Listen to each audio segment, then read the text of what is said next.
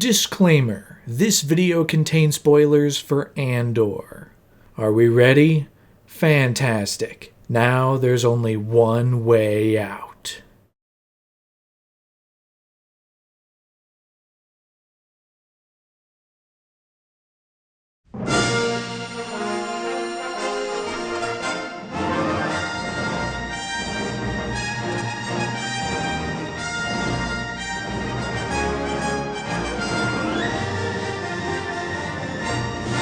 The year is 2022, and Star Wars is in an interesting spot. After the controversial sequel trilogy ended in 2019, the most mainstream corner of the franchise decided to transition completely to streaming. Every new live-action enterprise and even some animated projects were released exclusively on Disney+, which all started with the hit show The Mandalorian, a fun, episodic adventure season introducing a bunch of new characters, exploring a new corner of the universe, and ultimately getting people into Star Wars who maybe haven't watched anything else in the franchise. It sold itself as a space western and did all the swashbuckling fun you could hope for at the same time. Unfortunately, the show began to move away from being accessible for everyone, because Season 2 doubled down on cameo appearances and larger glimpses into other parts of the universe, before ending on a note where another character never before seen in this show saves the day with no consequence. This was followed up a year later with The Book of Boba Fett, a show so boring even the creators changed the channel halfway through. And even crazier than that, this show featured the conclusion of the central arc left at the end of Mando Season 2. Just a complete disregard for the audience to make them watch a different show in order to be able to follow the one they actually care about. And just a few months after that, the highly anticipated Obi-Wan Kenobi show dropped. But despite the wonderful returns of Ewan McGregor and Hayden Christensen, the show wound up being hugely disappointing. This was a show that decided to trap itself in a continuity nightmare, for some reason including a young Leia and even another encounter with Vader, meaning the central three characters in the show have a predetermined outcome. We know where they all go, so they can't do anything.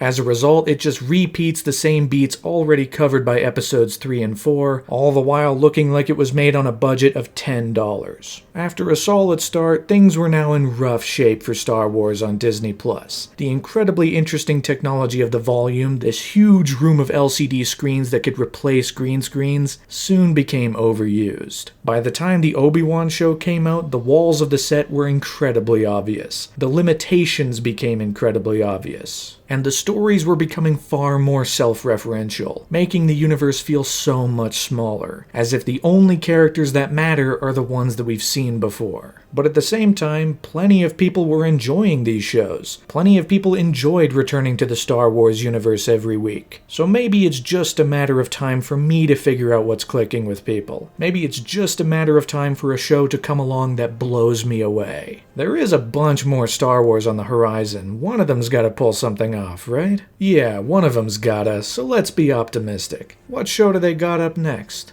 Well, it turns out they're making a prequel show about Cassian Andor. I'm sorry, what?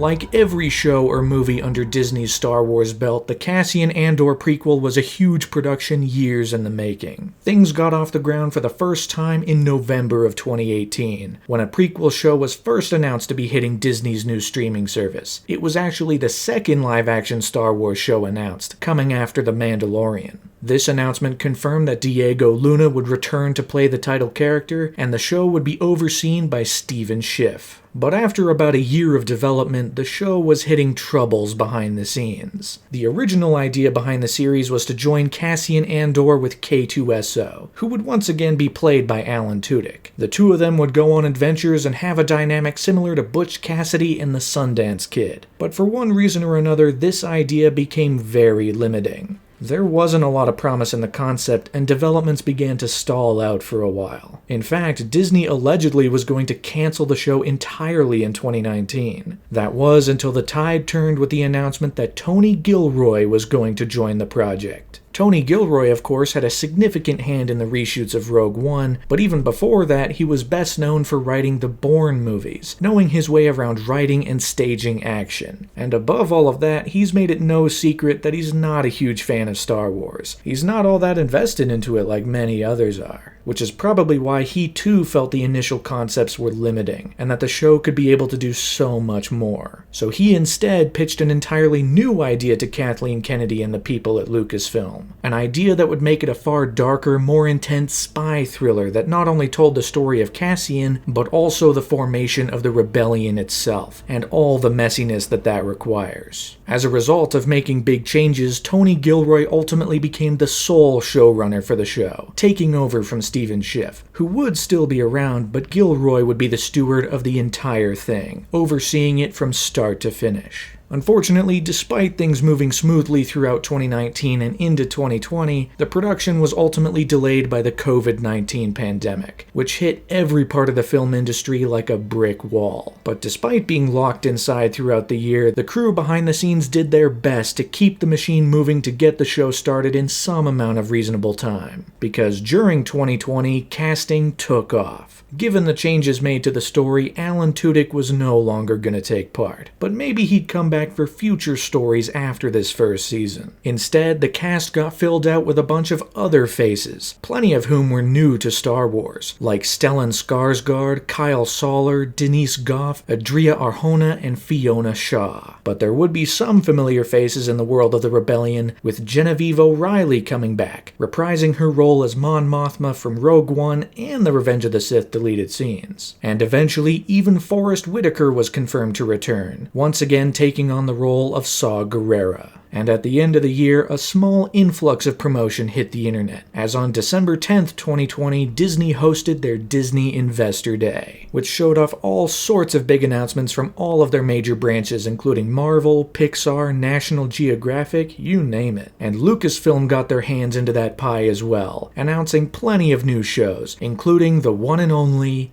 Andor. That's right, this is where the title was revealed.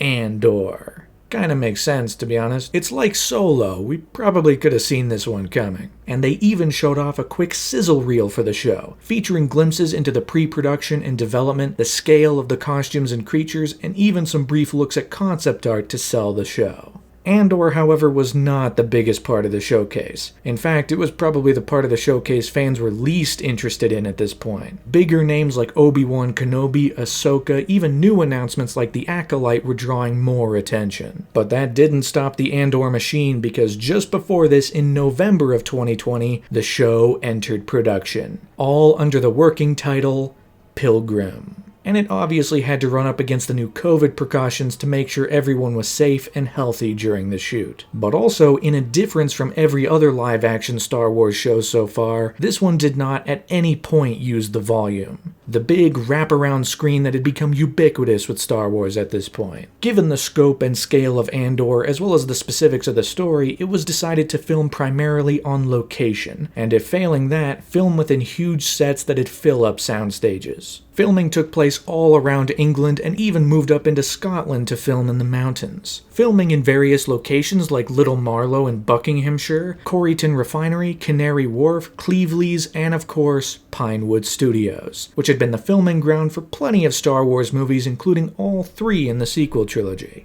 With plenty of big sets like an entire town built to be one of the centerpieces of the show. And writing for the show was conducted by a handful of people, with 5 of the episodes penned by Tony Gilroy himself, another 3 were penned by Dan Gilroy, 3 more were penned by Beau Willimon, and the remaining one was penned by Stephen Schiff. All under the stewardship of multiple directors, filming in blocks to accommodate the show's storytelling and scale. Initially, Tony Gilroy was going to direct plenty of the show's episodes, but due to COVID restrictions, he instead remained as an executive producer, and allowed the directing duties to be taken over by 3 others across the show's production. 6 episodes were directed by Toby Haynes, with another 3 directed by Susanna White, and the remaining 3 directed by Benjamin Caron. It was a huge undertaking, chronicling 10 months across the UK, until eventually production had finally wrapped by the end of September 2021, leaving an entire year for post-production, visual effects, sound, you name it. But once the show entered post-production, it fell under the radar quite a bit. Hell, it was kind of under the radar while it was filming. Plenty of other shows were making their mark on Disney+, like the Boba Fett show. But after the critical mixed reception to that, looking forward towards Andor just felt like it was going to be more of the same. People did not have high hopes for the show. They did not have good expectations. It felt like a weird move to make a prequel show about a character whose fate is already sealed. In fact, I remember telling people that they were making a show about Cassian Andor, and the reaction was almost universally, "What? Really?" The Mandalorian, Ahsoka, Obi-Wan, all of these gained significantly more attention. But eventually, Andor would work itself into the public consciousness, because on May 26, 2022, just one day before the debut of the Obi-Wan show, the very first teaser trailer for Andor released online.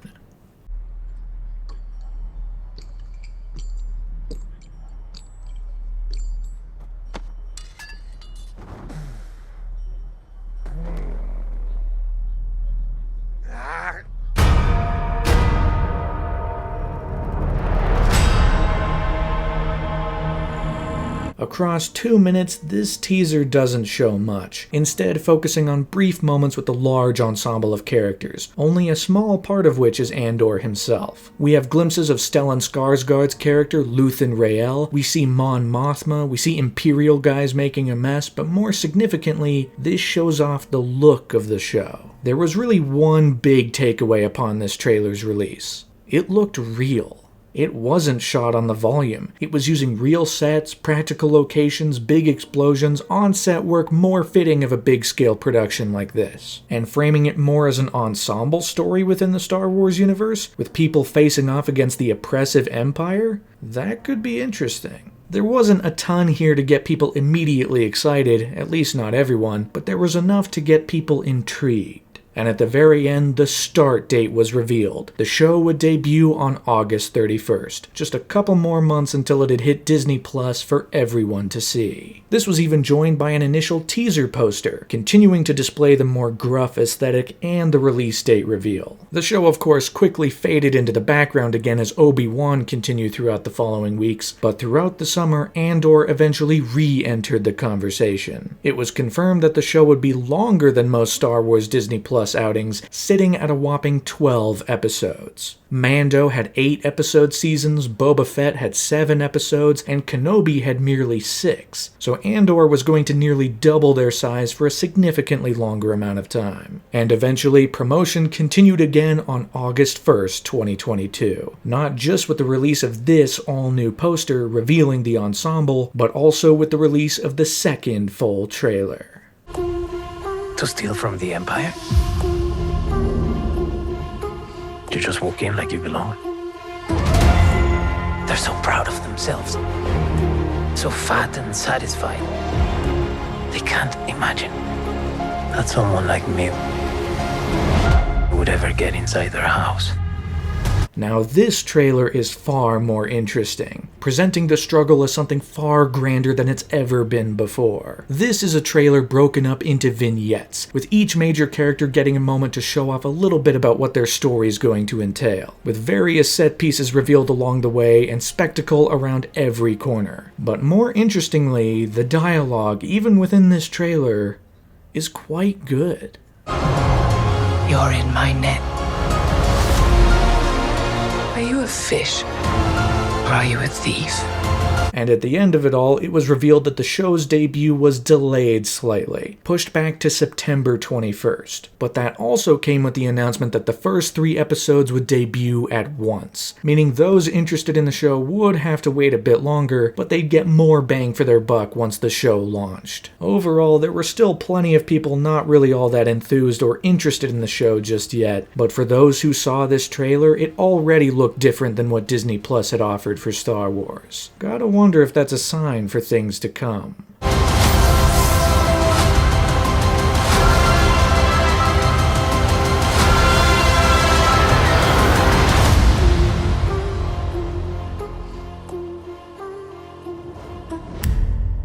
Anticipation began to bubble in the final weeks, as those paying attention began to get geared up for this next foray onto Disney+. Eventually, a final 90-second teaser was released on September 10th, this time showing off further glimpses at each side of the story, each major character, and culminating with more of the action and spectacle you expect. Andor had made its way into the public consciousness by now, with posters and TV advertisements hitting the airwaves to let people know it was on its way. By and large, though, this was easily the least anticipated Star Wars show on Disney+, and plenty were still apprehensive about the entire prospect. But after the marketing sold a darker, potentially more nuanced series, there were those who were definitely willing to give it a shot. After a mixed bag of shows coming out of Disney in the last couple years, here was a show that already looked a bit different. The questions were inevitably raised. Would it be good? Would it be bad? The time had come to find out. The clock had now turned to September 21st, 2022. So turn on the TV and open up Disney Plus, because it's time for the 3-episode premiere of Andor.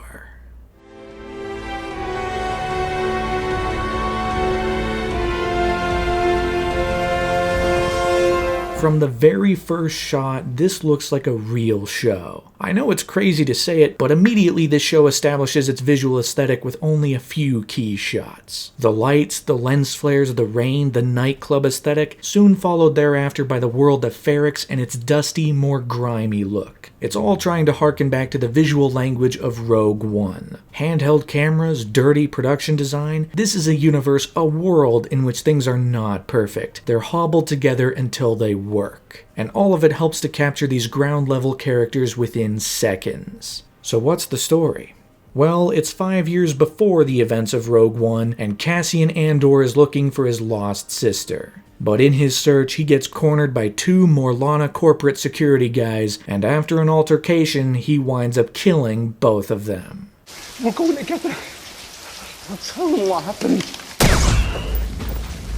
This puts Andor on his heels. Now he has to work fast to get away from the Morlana system and put distance between him and Ferrix. He's got to find a way to sell this Imperial Starpath unit in order to gather enough money to squeak away undetected. But it's gonna take a minute for that to happen. Because this is a show that takes its time. This is a show that asks for your patience. It's not moving at 100 miles an hour like some of the movies do. Instead, it's deliberately and thoughtfully setting up as many details as it can. But don't fret, because despite the show asking for patience, it pulls through. There is not a second wasted in the first 3 episodes. It sets up so much with so little and really builds on it with each moment. For one thing, Ferrix is a community. It's a community where everyone knows everyone and everyone trusts everyone. Take the idea that the workers leave their gloves on a community wall in between their shifts. They're just out and about, not locked down. They're not worried about people stealing anything, because that's not who they are. Then you have this guy with hammers,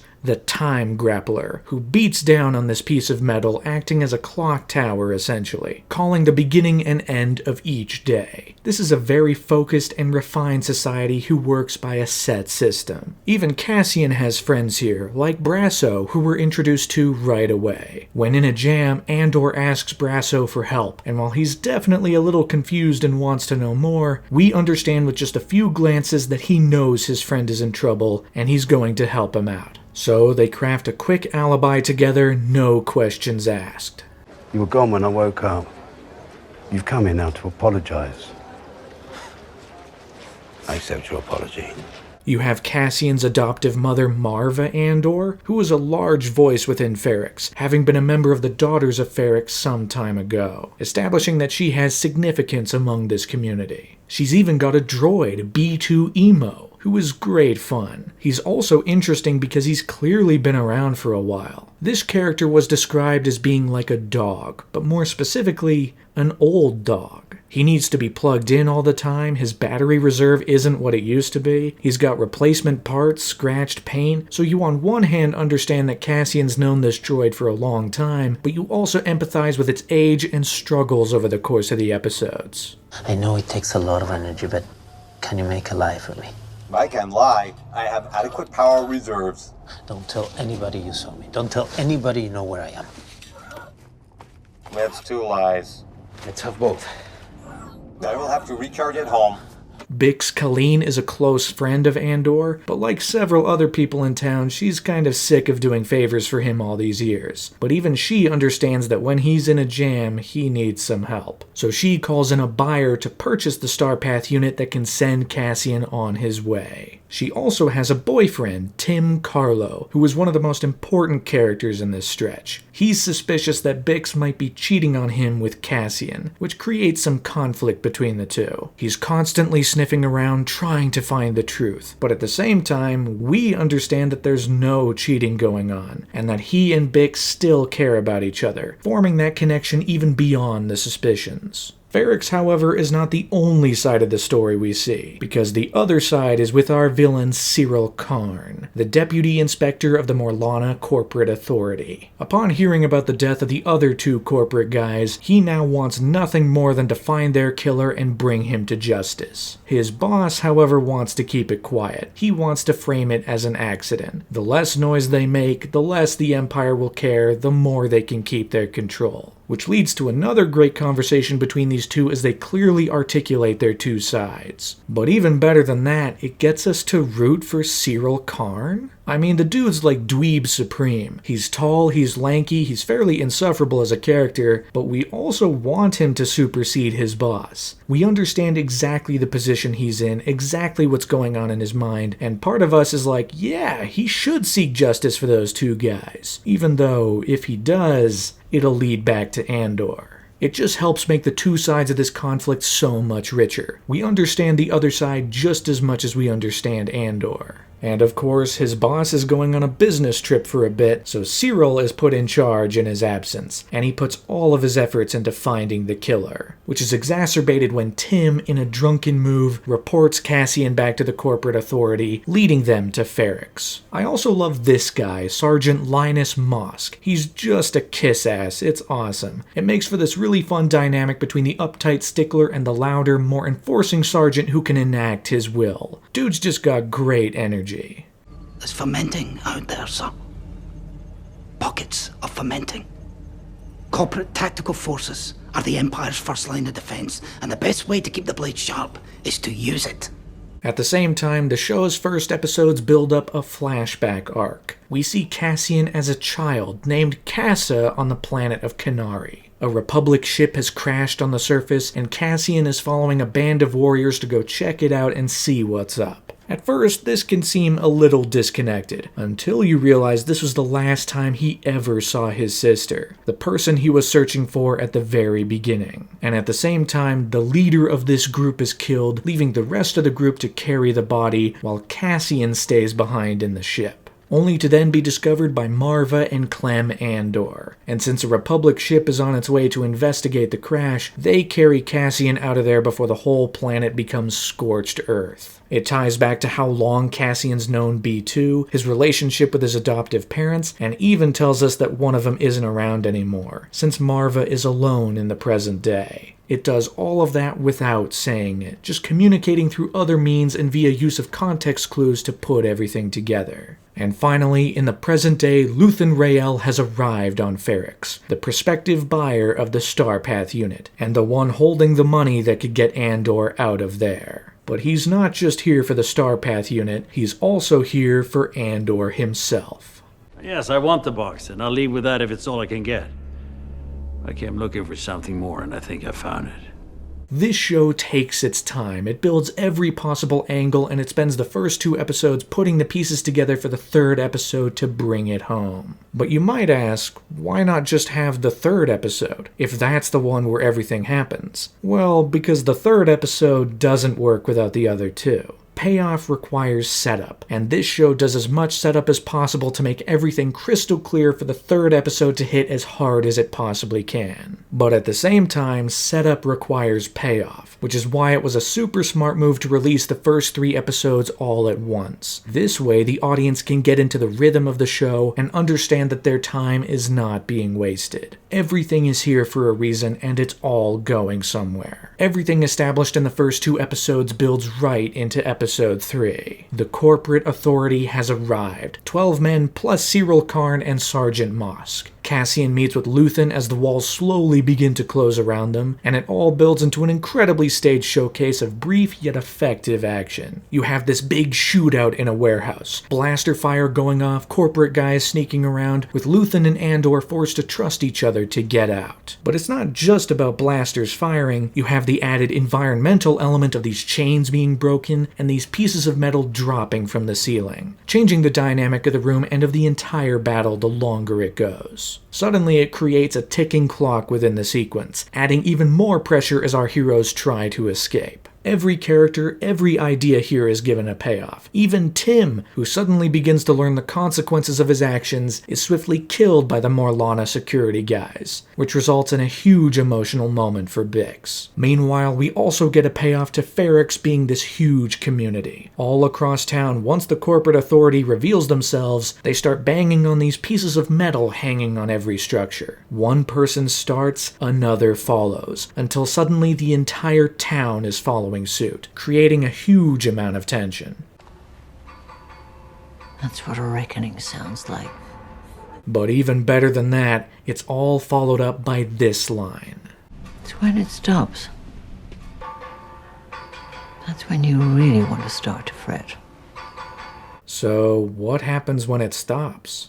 Suddenly, it's revealed that Brasso tied down one of the corporate ships, and when it tries to take off, it's caught down by the weight and slammed into a structure. Suddenly, all of the corporate guys are scared. The enemy isn't where they thought they were. 10 men now feel like 100. Which then leads into this great reversal where Luthen and Cassian cause a distraction. They send this speeder to rush through only to explode, covering their exit on a different speeder. The two of them are able to escape undetected and unharmed. And in a final montage, brilliant music by Nicholas Britell starts to come through as we see Cassian taken off-world as a child by Marva and taken off-world again by Luthen. Both events kicking off a whole new journey, and the episode comes to an end. I had no real expectations going into this show. Like a lot of people, I didn't think it was a worthwhile enterprise to follow this character for a prequel story. But at the end of this episode, after the tension had been built and subsequently relieved, after this new world was developed with amazing detail, once that music kicked in and our two heroes sped across the farmland, once the payoffs became clear, there was really only one question on my mind. Is this a good show? It really only gets better.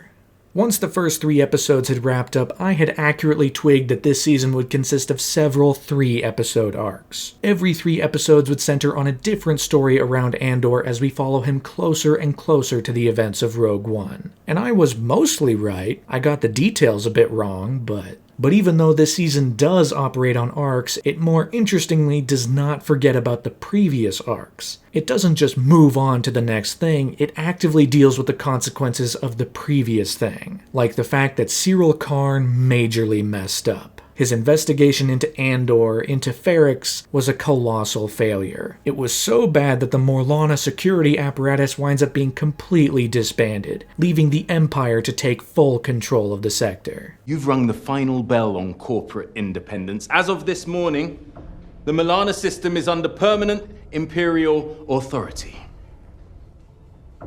Congratulations on that.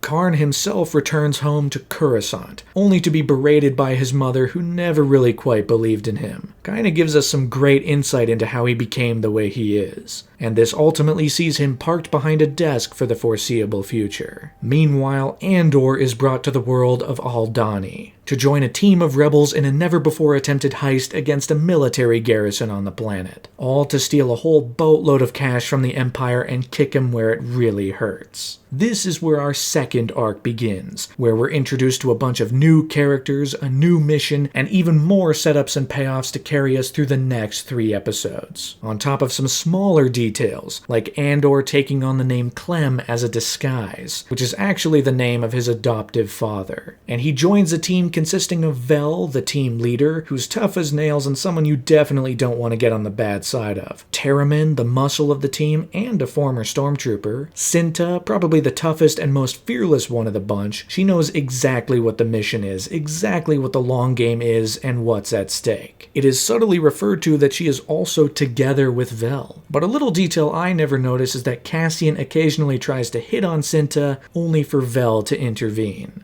I guess I'm just socially inept enough to not clock those kinds of social cues until my third watch, but it's an interesting little piece to the pie. Skeen might be the most interesting character in this team. He's the least trustworthy, but also the most similar to Andor himself. He has no love for the Empire and is fueled by his anger to hit him where it hurts. Nemec is the youngest member on the team, but also the most idealistic, a true believer in the cause of rebellion. He's even writing a big manifesto about the nature of the Empire and the nature of the rebellion against them. And finally, you have Lieutenant Gorn, a member of the Empire actively leaking information and defecting to allow this team of rebels to raid the garrison on Aldhani with as much information as possible. His knowledge is essential, but his efforts here also back up a very simple fact. The Empire is evil. Now, we already knew that from the other movies, but it's a fact that has never been more crystal clear than it is in this show. The Empire has a chokehold on the galaxy. They've slammed their control over every corner they can find, and this show goes above and beyond to show it. Like the fact that it's revealed that Clem Andor was unjustly killed and hung by Imperial troopers only a year after Order 66, giving Cassian and Marva plenty of reason to hate the Empire. Then you also have the ISB, the Imperial Security Bureau, and the main character within it,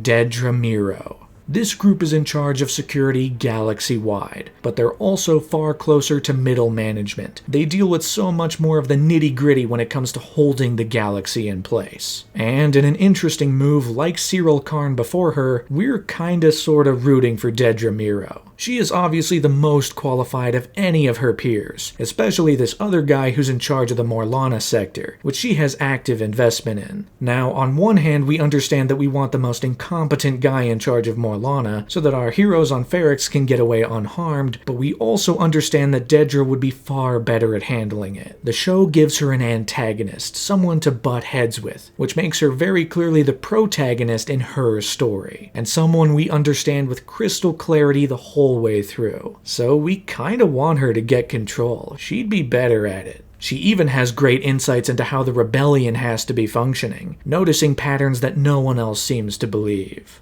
If I was them, this is how I'd do it. I'd spread it out. Never climb the same fence twice. But what this whole side really accomplishes is that it gives us a great insight into how the Empire works. The down and dirty approach to oppression. Everyone here fully believes in the sanctity of the Empire. They fully believe in the idea that they should be in control of the galaxy. But more so than that, they have to work really damn hard to keep that control. And we see all of the mundanities that go into oppressing and holding the entire galaxy at gunpoint, essentially. We also see how they actively despise anyone below them. We see so many of the Imperials on Aldhani just hate the local citizens, talking about how much they smell, how they're not smart, how they've been relocating a bunch of them so they can clear out a part of the planet for themselves. I mean, it's crazy because we get plenty of little moments that prove how intelligent the Aldhani people really are. They see right through the Empire's lies. But the Empire's chokehold is not just felt on other worlds, it's felt right at home on Coruscant. In the prequels, Coruscant was presented as a place of luster under the control of the Republic. It was the grand capital of the galaxy, a place anyone would want to go. But here, under the Empire's control, without even really changing much, it is now a gray, concrete, dystopian hellscape. I mean, we get this great moment of Cyril Karn looking out the window for just a few seconds of sunlight as it peeks from behind the towers. It's just a great little detail in here. Obviously, however, with the Empire as oppressive and controlling as it is, there are those who are fighting back. Luthen Rael is obviously fighting back, but he's also covering up his dealings with a shop he owns on Coruscant, something that he actually has to get into character for, which is such a great little moment.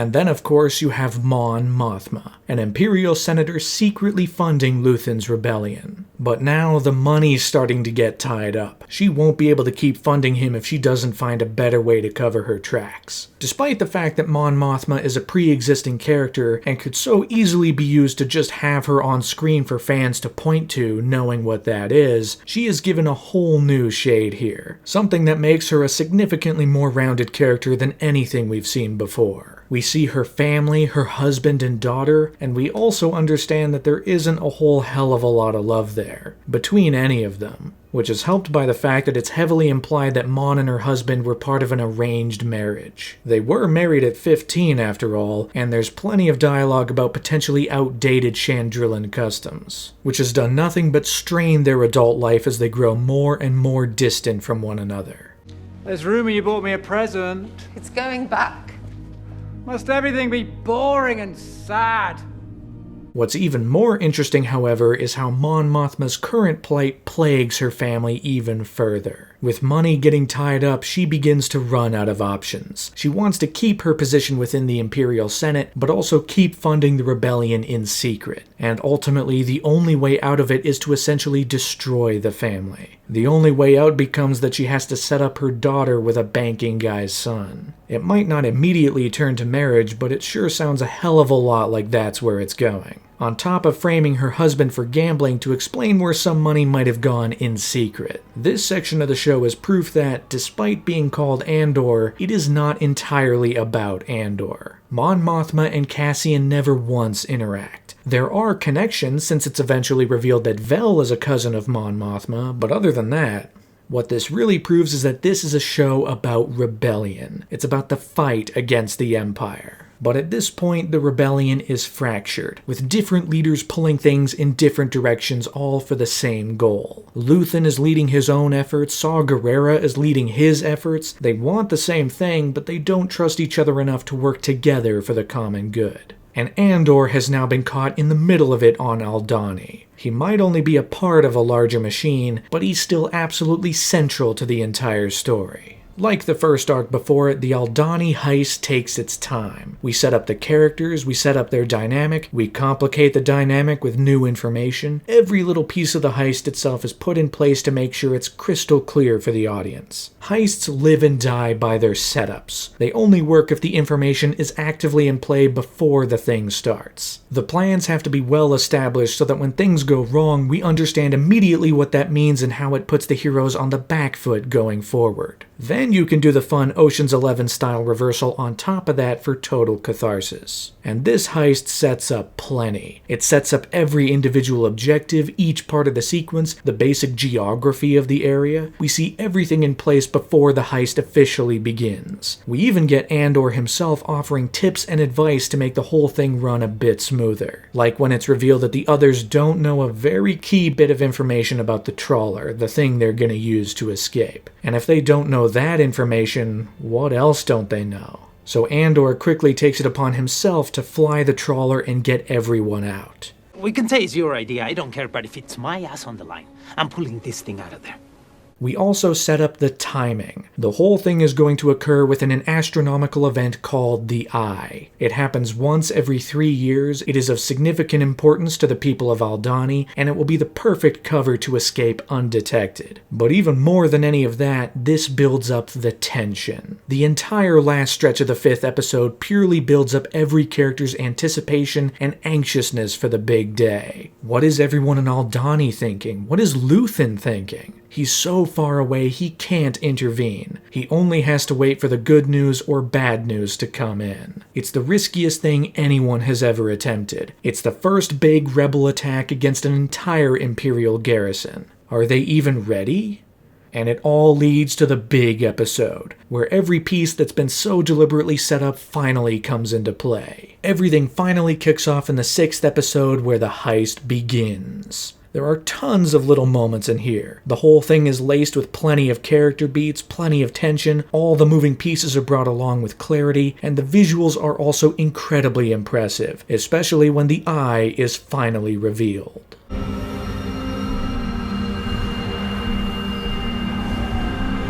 and inevitably, things go wrong. Other Imperial officers find our heroes and a shootout begins, killing several characters. Terramin is shot and killed, along with Lieutenant Gorn, both unceremoniously I might add, and Nemec, the youngest of the team, is swiftly crunched as the trawler makes a hasty escape.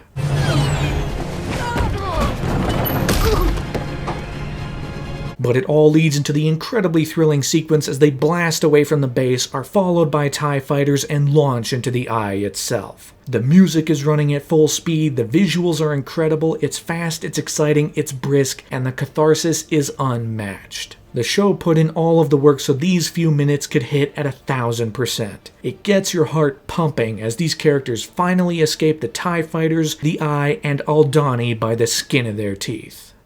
But even when things are over, they're not over. It's unfortunately revealed that Nemec's injuries were too much. The kid didn't survive. And Skeen? He tries to convince Andor to split the winnings with him and jump away undetected. Skeen wants to bail. It's not a rebellion for you. Oh, I'm a rebel. It's just, me against everybody else.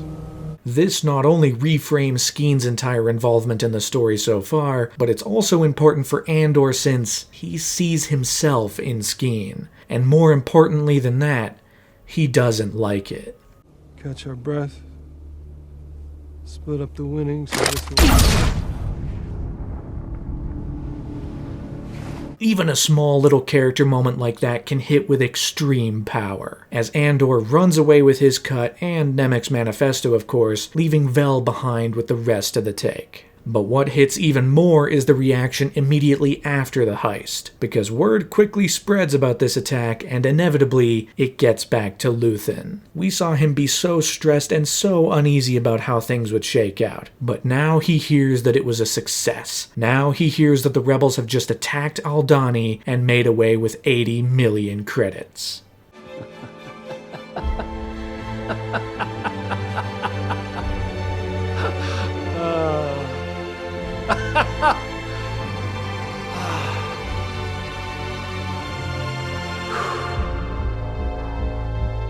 This is a good show. It's like a damn movie, coming out in 1/3 chunks over 3 weeks, and by the end, the payoff hits with as much power as humanly possible, because it puts in the work.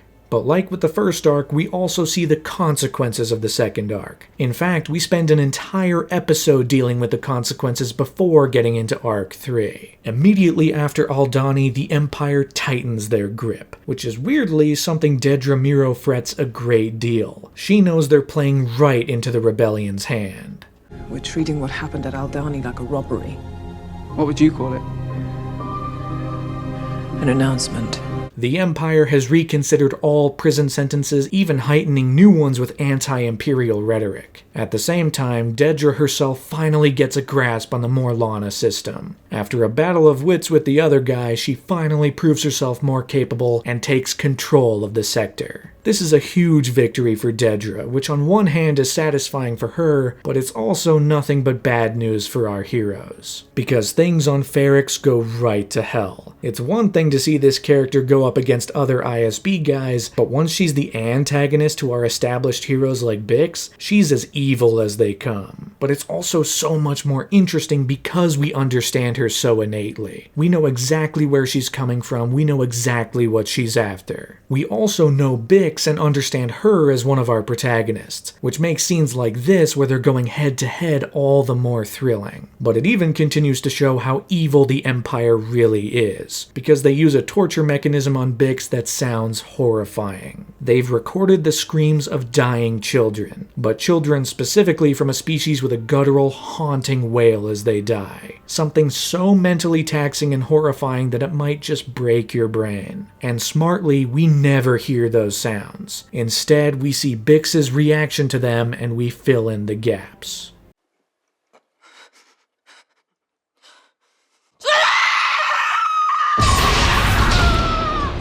Our imagination runs wild. That stuff must be piercingly horrible. It was even used against another shopkeeper we saw earlier in the season, named Salman. But unlike Bix, he was ultimately killed once he gave up his information, which obviously struck a chord with his son, Wilman. These bastards are evil, man. At the same time, the Empire's search begins for the biggest link that'll get them to a man they call Axis, who we know to be Luthen Rael. What link is that? None other than Andor himself. The hunt has begun. Even Cyril Karn wants in, helping the Empire by giving them some key information about the initial raid on Ferrix, which also begins the strangest little romantic subplot between him and Dedra, one that's so weird to watch but absolutely fitting of his character. Like, he is supreme commander of the dweebs, and this plays that up wonderfully. The great irony about the Empire hunting Andor, though, is that they already have him. On the other side of the galaxy, on the Florida planet of Neamos, Andor got arrested. But not for Aldhani, God no. He's not even going by the name Clem or Cassian. He's ostensibly a different guy who got arrested for... let me see here. Looking a little suspicious. The Empire's tightened their grip, and they're arresting people like it's going out of style. And so Andor is placed in a prison on Narkina 5, beginning our third arc. Once again, the show takes its time to establish this location, the main mechanic being that the floors are electrified, and the guards can turn them on at a moment's notice to either fry or straight up kill the inmates if they get out of hand. Everyone inside is working 12-hour shifts. There are 7 floors per building, 7 rooms per floor, 7 tables per room, and 7 people per table. All working together around the clock, swapping between a day and night shift to create these things that... I don't know what they do. Neither do they, really. They're just being used as slave labor, essentially. And the room Andor's placed in is under the management of Kino Loy, played by the fantastic Andy Serkis. It's always been great seeing Andy Serkis take on motion capture roles and bring those characters to life, but it is also equally as exciting to see him get out from behind the mocap suit and show off his acting chops with his real face right then and there. Right now, however, Kino is a foil for Andor. Andor has a 6-year sentence at this prison that he no doubt wants to cut short. But Kino's only got 200 some odd days left, so while Andor inevitably wants out, Kino's gonna ride out his time. On top of that, we introduce a batch of new characters, specifically the ones around Andor's table like Melshi, who also appeared in Rogue One. That's cool. And Ulaf, the oldest at the table. We take some time to really become familiar with these guys, understand how they operate, and specifically, we understand how they've all become closer by the fact that they've been working together for so long. Which helps the audience, especially in Ulaf's case, when his health deteriorates over the course of the arc. He's not nearly as strong as he needs to be. But the real big thing this accomplishes is that it gives the Empire a sense of claustrophobia. Every day exactly the same, every room sterile and white, every person dressed the same. We even see Andor grow more pale as the arc continues, showing that no one inside is getting nearly enough sunlight. Like Andor, we ultimately want nothing more than for this place to blow. We want nothing more than the freedom of these characters. But it's gonna take some time and some convincing. How many guards on each level?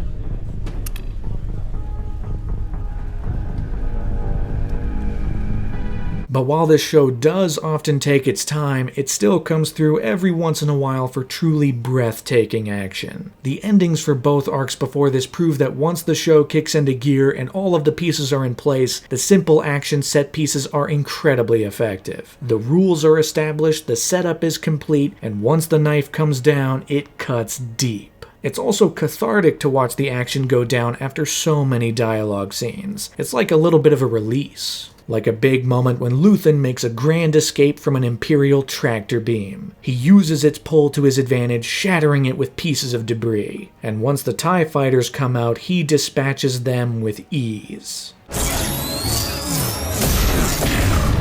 Hyperspace calibration complete. I mean, for a guy who seems to mostly be playing behind-the-scenes politics, he can still get his hands dirty and kick ass like the best of them. But even still, this is not an action show. This is a show built entirely around talking, which is why it's a pleasure to say that the dialogue here is really damn good. And it's good for several reasons. The core of it is that every single scene is laced with conflict. Conflict is the backbone of all effective storytelling. It gets to David Mamet's 3 essential questions. Who wants what happens if they don't get it, and why now? And you can apply those questions to every scene in this show and come up with clearly defined answers. Characters always want different things, and it always becomes a battle of wits to see who will come out on top. Secondly, so many lines are laced with metaphor and double meanings. Instead of saying something straightforward, the show goes for something more interesting to parse. I've learnt from Palpatine. I show you the stone in my hand, you miss the knife at your throat.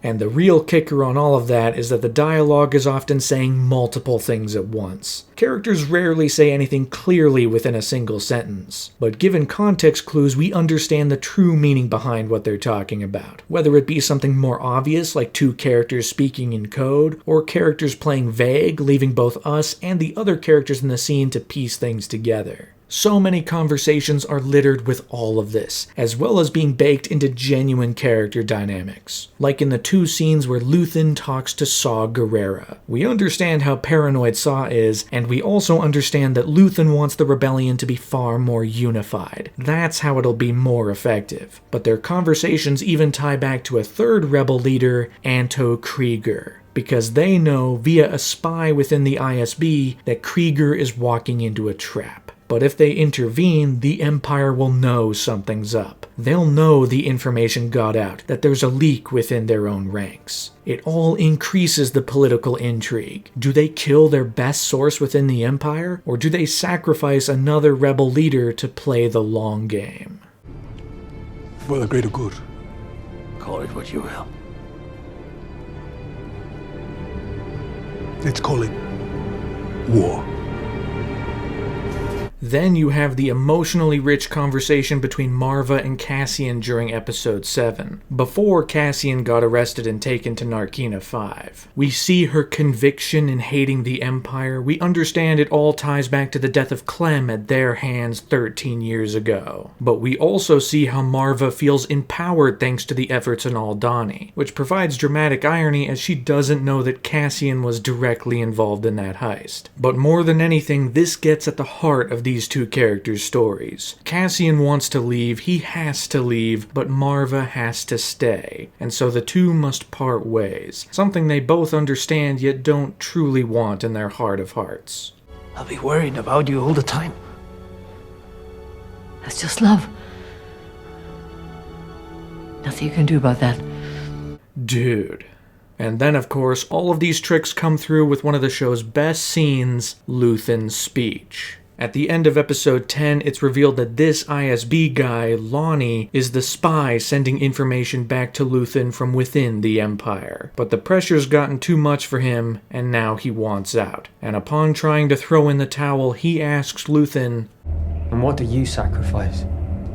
The answer we get is a 2-minute monologue filled with pain, anger, metaphor, and hope all rolled into one. Every single sentence here is quotable, every single line is delivered with gusto and power, and it all feeds into Luthen's character throughout the season so far, whilst also saying multiple things at once. I'm condemned to use the tools of my enemy to defeat them. I burn my decency for someone else's future. I burn my life to make a sunrise that I know I'll never see. In the grand scheme of things, it is one of the show's smaller scenes, but it winds up being one of the most powerful. The best insight yet into this character, deepening him to levels we haven't seen before. I've given up all chance at inner peace. I made my mind a sunless space. But while all of those scenes are fantastic, there is one line in this show that squeaks above all others. It's an extremely simple line, but a line that might just be the most effective one in the entire show. Across the show's 9th episode, Andor is constantly asking Kino, "How many guards on each level?"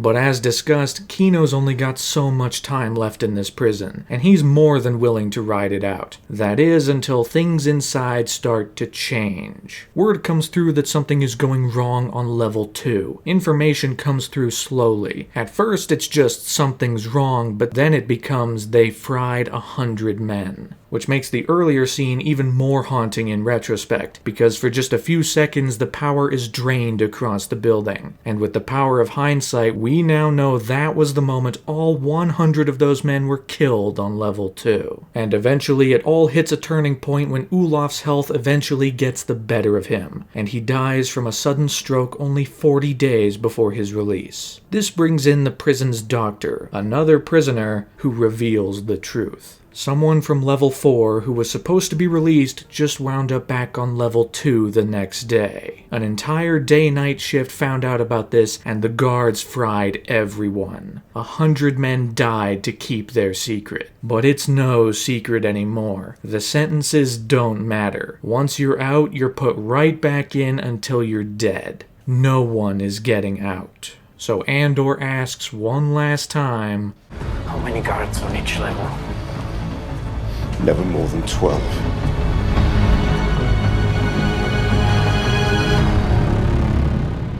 Dude, oh, that's the stuff right there. No other moment in the show provides that level of fist-pumping power. It immediately gets you dialed in for the episode to follow. But it works because it's doing so many things at once. If Kino said something like, "Let's get those bastards," it wouldn't have worked. This way, it not only becomes a payoff to the running question Cassian's been asking, but it also tells us, since Kino responded with a number without hesitation, that he's thought about it. He already knew. And now, when the chips are down and the truth is revealed, he decides to show his hand. Now we're ready to kick some Imperial ass. Which leads into a huge prison break in the very next episode, which might be the greatest thing ever produced under the name Star Wars. We've spent so much time in this prison. We've lived in it with these characters for 3 episodes. We've seen the Empire's torturous methods. We've felt the claustrophobia. Over these episodes, the prison's become a powder keg ready to blow. And once it finally does, it is the most cathartic thing ever. Andor has now become fully radicalized. He's not just in it to get paid and run away, he wants to make the Empire hurt. And Kino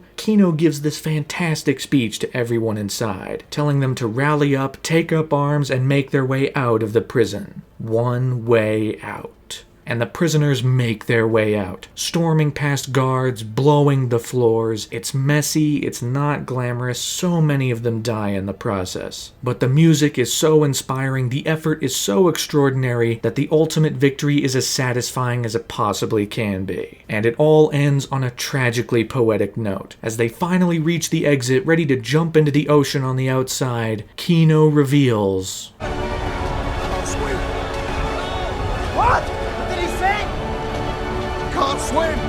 He did all of that. He inspired everyone inside, knowing he couldn't follow them. He fought so everyone else would make it free. And once he's at the finish line, he knows it's the end.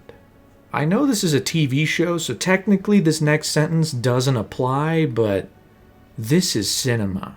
I could just think about this arc, about this episode all day long. It is one of the most exhilarating and exciting things that's ever happened in the franchise, and one of the best episodes of TV all around. But even then, the show's got a couple last cards to play for the grand finale. Right before the end, Marva Andor dies, which brings everyone and everything back to Ferrix for the final episode. Andor is back, watching the funeral procession from afar. Luthen, Vel, and Cinta are here to hunt Cassian. He knows too much about their operation, so he can't be left alive for the Empire to kidnap and interrogate him. The Empire, of course, wants Andor so they can find Luthen, who they still only know as Axis. Cyril Karn is there with Sergeant Mosk to find Andor as well. All the while, Andor sneaks through the procession to find Bix and get her out to safety. But on top of putting every character in the same place for the end of the season, this also brings the entire thematic crux of the story front and center. For one thing, we finally hear Nemik's manifesto, which gets into the idea that tyranny and oppression, like the kind the Empire is pushing, requires constant effort, while freedom is natural and will always be strived for. At the same time, we reveal that, as a Ferrix custom, Marva's ashes are mixed with mortar to become a special brick, something that even happened to Cassian's father Clem after his death. And on top of all of that, we also see Ferrix as a microcosm for the entire galaxy. The Empire wanted to limit the amount of people at Marva's funeral, just like they wanted to limit the amount of people on Aldhani for the Eye. This time, they fail. The Empire wanted to place their control over the area and bend it to their will, just like they had all over the galaxy and even the prison. But like the prison, Ferrix is now a powder keg ready to blow. Ferrix is a community. We've established this incredibly well. And once this outsider oppressive presence comes in, they don't want any part of it. Tyranny requires effort. Freedom is natural, which all builds into Marva's final speech, one that empowers the people of Ferrix and brings every thematic idea together for one anti-fascist message to fight these bastards for real. For all of this time, the people of Ferrix have simply watched in silence. They had everything they needed while the Empire reigned. They still had each other, just like how Kino still had his shrinking clock. But now that's what's become threatened. At a certain point, there will be too many straws breaking too many backs, and everything will burst. If I could do it again, I'd wake up early and be fighting these bastards from the start. Fight the Empire! And with those final words, a riot begins. The people of Ferrix fight back. Wilman, the son of Salman, the guy who was captured, tortured, and hung in the city center, created a bomb, knocking the Imperials aside. And Brasso, holding Marva's brick in his hands, uses it to smack some Imperial guys right over the head. Dude. How cool would it be, after you died, to have your ashes put into a brick that was then used to punch fascists? That sounds so awesome. People push back in droves, fighting against the oppressive force of the Empire. And even still, it's messy. So many of them die in the process. The road to rebellion is often one paved with blood. But every step forward is still a step forward. Every act of rebellion is morally good when placed against the oppressive Empire. And so what this does, while it's not flashy or even all that big, it provides an incredibly cathartic revolution. The rebellion has begun on Ferrix. They're not sleeping anymore. And at the end, every story thread is brought to something of a conclusion. Dedra Meero is nearly killed by an angry mob around her until Cyril Karn jumps in and saves her life. The strangest romance of all time continues. Andor successfully gets his friends out of town. He saves Bix, Brasso, Wilman, and some others and gets them to launch away from Ferrix to safety. And last but certainly not least, he reunites with Luthen, knowing Luthen was there to kill him. Instead, Andor offers to join him. Kill me. Or take me in. Cassian Andor, a rebel all the way to the end. And that right there is the end of Season 1. I want more of this, and I don't just mean I want more Andor, because I definitely do, but I want Star Wars to do more things like this. And I'm not even talking specifically in regards to tone, pace, or general sensibilities, because we've seen Star Wars try to replicate that in other areas. After Andor wrapped up, Mando Season 3 tried an episode that was seemingly aping the pace, visuals, and sensibilities of this show, all the while missing the very key ingredient: Andor had something to say. Even when Andor presented references or nods to other parts of Star Wars, they were usually very quick Easter eggs that you could easily miss, or they were something more thematically resonant, like in the post-credit scene at the end of the season's final episode, which reveals that the devices all of the prisoners were making were actually being used to help build the Death Star. On one hand, it's like, whoa, it's the Death Star. But on the other hand, you not only realize the scale of what the Empire had to do to build such a device, work prisoners to the bone as slave labor, but you also realize that Cassian unwittingly helped create the thing that he would not only die trying to stop, but would ultimately be the thing that killed him. There's poetry underneath it all, making it more than just a nod to the other thing. I don't think we're seeing that kind of stuff in other parts of the franchise right now. I know the other Disney Plus shows have plenty of fans, but I've been feeling something nagging at me for every other show so far, and it continued with Mando Season 3 and Ahsoka.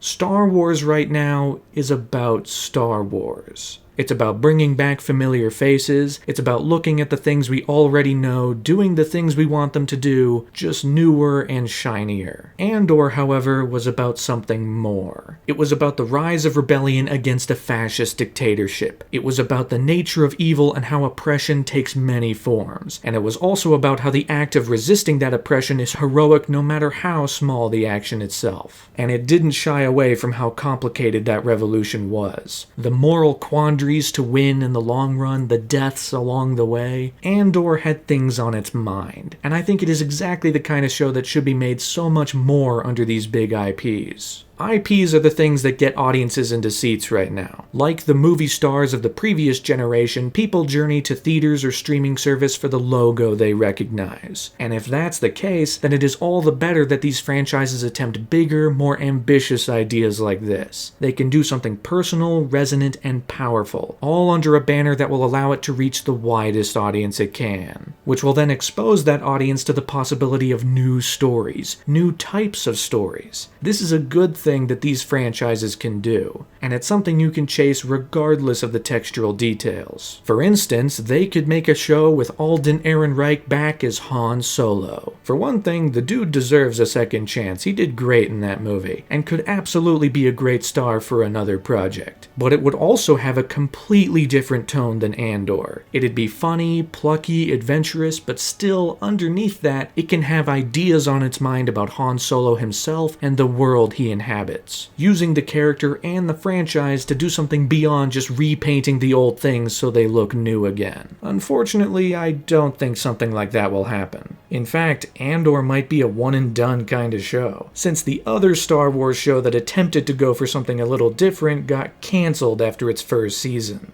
I wasn't even a huge fan of The Acolyte, but it's unfortunate that one of the shows attempting new ideas wound up getting cut off, because it made a lot of people very angry. Most of Star Wars right now seems so dead set on repeating the familiar. And I'm not immune to nostalgia. You know, I liked when Hayden Christensen or Ewan McGregor came back, and there were moments with them that hit well. I just wish they were given so much more than they were. As it stands, they're mostly there so that you can point at the screen and be like, whoa, it's the guy. A lot of fans like that, though. So many people are loving what they're getting, and that's cool. You know, if you find enjoyment with what Disney is doing, then that's awesome. There's no way I would ever want to take that away, even if I could. But I'm not someone who's chomping at the bit for more of this from Star Wars. Instead, I want to set my sights onto the one thing in the future that shows the most promise. Andor Season 2. I mean, what else would it be, right? They're making another 12-episode batch with more arcs taking us closer to the events of Rogue One and Cassian's inevitable end. Filming began on November 21st, 2022, which happened to be 2 days before the first season aired its finale. There was even a tiny bit of footage shown off at Star Wars Celebration last April, giving a quick glimpse of what Season 2 might have to offer. Things were delayed a bit by the strikes last summer, but once those wrapped up, filming began again and eventually wrapped earlier this year on February 9th, 2024. And of course, at D23 this year, they showed off another exclusive look at the upcoming season. And I gotta say, it looks pretty good. The time is coming. Soon the story of Andor and the Rebellion will continue. Featuring a lot of the same creative people that were behind Season 1, along with tons of the same actors reprising their roles once again. And I, for one, am greatly excited to see what they'll cook up. What's going to happen with Cyril Karn and Dedra Meero? What's the fallout going to be on Ferrix? How will Mon Mothma's family fall apart, moving her into the character we know from the other movies? Are they going to dismantle the prison system that kept Cassian and the others locked up? Apparently Kino Loy is set to come back, but in what capacity? Maybe someone was inspired enough by his heroism that they helped him get to safety after the prison break. Or maybe the show will do a whole bunch of other brand new stuff that I won't expect. Whatever it is, I'm game. Because Andor is a special show. It's a show that I and many others had no real expectations for. But that led to the true joy you can have when watching something you really like. The joy of discovery. Slowly watching the show unfold every week and realize that it was something great. Every week realizing that what you were watching was created with care, effort, and meaning. Looking forward to getting back into it once a new episode dropped, and just basking in the story these creators wanted to tell. That's the good stuff right there. It even does what so many entries into long-running franchises live to do, which is make the previous entries even better. Cassian Andor is now given extra weight as a character in Rogue One. We understand even better his place within the Rebellion. Mon Mothma is a far more interesting character than she ever was before, adding to her appearances and other things, and especially after seeing some of the groundwork and hardships experienced by the characters in this show to build a rebellion, the victories of the original trilogy are just that much better. We now understand even more clearly the long road it took to get there, which makes the already satisfying Death Star explosions even better. It's just as much about Luke Skywalker learning the ways of the Force and the hundreds upon hundreds of people who paved the road to get him there.